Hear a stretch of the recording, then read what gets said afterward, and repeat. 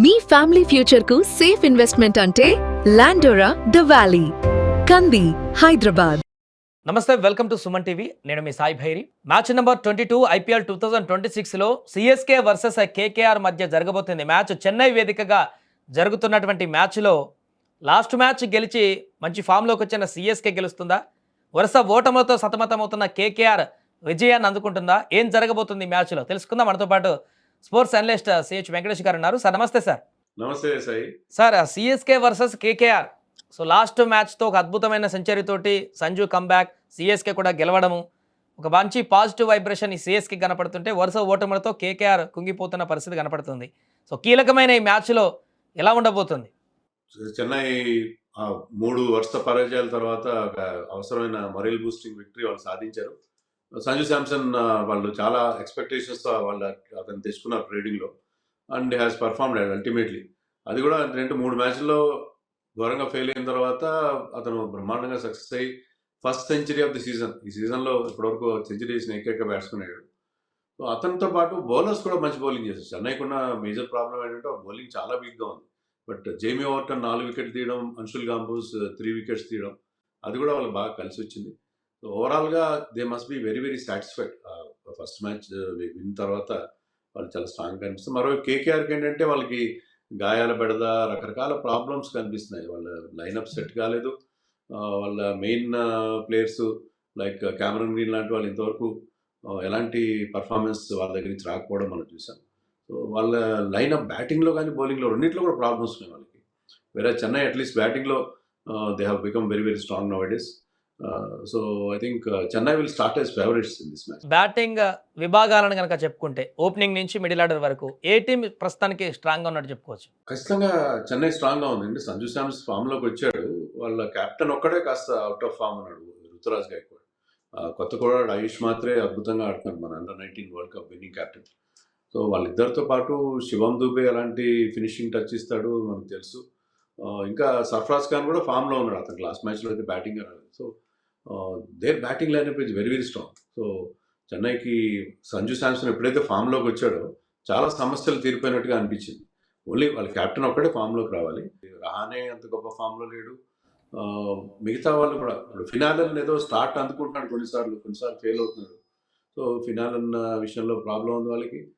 Plus వాళ్ళ lineup ఏమాత్రం కుదురుకోలేదు. రింకు సింగ్ కూడా రెగ్యులర్గా చాలా రిలయబుల్ బ్యాట్స్మెన్, రింకు సింగ్ కూడా పర్ఫామ్ చేయట్లేదు. So they have serious problems అని అనిపిస్తుంది. So Chennai batting without doubt it is very very strong. So Chennai వేదికగానే జరగబోతుంది కాబట్టి ఈ మ్యాచ్, సో అక్కడ లాస్ట్ టైం 200+ స్కోర్ అయితే రావడం జరిగింది చెన్నై వేదికగా. సో ఈ మ్యాచ్లో కూడా అలాంటి స్కోర్ ఎక్స్పెక్ట్ చేయొచ్చు అంటారా? చెన్నైలో గతంలో ఏంటంటే అది స్లో అండ్ లో వికెట్ ఉండేది, స్పిన్నర్స్కి చాలా హెల్ప్ ఉండేది. కానీ ఒక 2-3 సీజన్లుగా కంప్లీట్గా చేంజ్ అయిపోయింది. హై స్కోర్స్ వస్తున్నాయి అండ్ చెన్నైకి అడ్వాంటేజ్ కూడా పోయింది. వాళ్ళు వరుసగా 6 మ్యాచ్లు ఓడిపోయిన తర్వాత లాస్ట్ మ్యాచ్ గెలిచారు. సో వాళ్ళు మళ్ళీ ఆ స్థానబలాన్ని మళ్ళీ వాళ్ళు సాధిస్తారన్న ఒక నమ్మకం కూడా కలుగుతున్నారు. సపోర్ట్ అయితే వాళ్ళకి బ్రహ్మాండమైన సపోర్ట్ ఉంటుంది.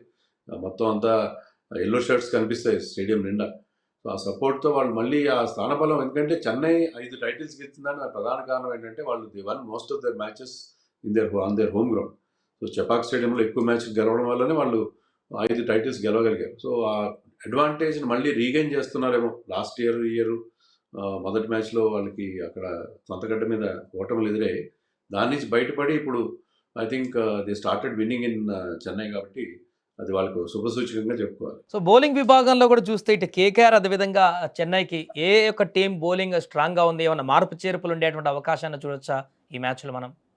కేకేఆర్లో వాళ్ళు బౌలర్స్ని ట్రై చేస్తున్నారు. ముజర్బాన్ని పక్కన పెట్టారు. ఎవరిని ట్రై చేసినా వాళ్ళకి ఆ బౌలింగ్ సెట్ కాని పరిస్థితి మనం చూస్తాం. కార్తిక్ త్యాగి కానీ ఎవరు వైభవ్ అరోరా కొంతవరకు పర్లేదు. But even Varun Chakravarthy failure వాళ్ళు బాగా హర్ట్ చేసింది. వరుణ్ చక్రవర్తి గాయం కారణంగా 2 మ్యాచ్లు కూడా ఆడలేదు. బట్ లాస్ట్ మ్యాచ్లో సునీల్ నారాయణ మంచి ఫామ్లోకి వచ్చాడు, అది వాళ్ళకి పెద్ద ప్లస్ పాయింట్. వరుణ్ చక్రవర్తి కనుక ఫిట్ అయితే అతన్ని ఆడిస్తారు. ఎందుకంటే చెన్నైలో హీజ్ ఎ చెన్నై బాయ్. అతనికి చెపాక్ స్టేడియంలో ఎన్నో మ్యాచ్లు ఆడిన అనుభవం ఉంది కాబట్టి అతను ఆడిస్తారు. అతను కనుక ఫామ్లోకి వస్తే, ఇద్దరు స్పిన్నర్స్ కనుక ఫామ్లోకి వస్తే వాళ్ళ బౌలింగ్ డిఫరెంట్గా ఉండే అవకాశం ఉంది. But they have serious problem with their pace bowling. వెరాజ్ చెన్నై విషయానికి వస్తే Jamie Overton form, Anshul Kamboj, Matt హెన్రీని కూడా లాస్ట్ మ్యాచ్లో పక్కన పెట్టారు. సో దానివల్ల వాళ్ళకి వాళ్ళ బౌలింగ్ ఇప్పుడు బెటర్గా కనిపిస్తుంది. అంటే వరుసగా లాస్ట్ మ్యాచ్‌లో 4 వికెట్లు తీసి మంచి ప్రదర్శన కనపరిచినటువంటి ముజర్బాన్ని పక్కన పెట్టడం ఎలా చూడొచ్చంటారు కేకేఆర్? అంటే దానికి ప్రధాన కారణం ఏంటంటే వాళ్ళ బ్యాటింగ్‌లో వాళ్ళు స్ట్రెంత్ కోసం చూస్తున్నారు. బ్యాటింగ్ స్ట్రెంత్ కావాలంటే మీకు ఒక నలుగురు ఫారిన్ ప్లేయర్స్‌ని ఆడించుకోగలరు. సో ముజర్బానిని అకామిడేట్ చేయలేక వాళ్ళు అతన్ని పక్కన పెట్టిన పరిస్థితి మనం చూస్తాం. ఎందుకంటే వాళ్ళకి బ్యాటింగ్ ప్రాబ్లమ్స్ ముఖ్యంగా మిడిల్ ఆర్డర్ సరిగ్గా లేకపోయేసరికి వాళ్ళు ముజర్బానిని పక్కన పెట్టాల్సొచ్చింది. ఈ మ్యాచ్‌లో ఎవరు గెలిచేటువంటి అవకాశం ఉన్నట్టుగా చూడొచ్చు సీఎస్‌కే అండ్ కేకేఆర్ మధ్యలో? 2 teams they started the season very badly. కానీ చెన్నై రికవర్ అయింది. కానీ కేకేఆర్ ఇంకా వాళ్ళకి అంటే వాళ్ళు ఇంకా పూర్తి స్థాయిలో రికవర్ అయినట్టుగా అనిపించట్లేదు. ఐ థింక్ కేకేఆర్ కంటే కూడా చెన్నై స్థానబలం చూసినా, లాస్ట్ మ్యాచ్ వాళ్ళు సాధించిన విజయం చూసినా, సంజు శాంసన్ ఫార్మ్ చూసినా they should start as favourites అని అనుకుంటున్నాను.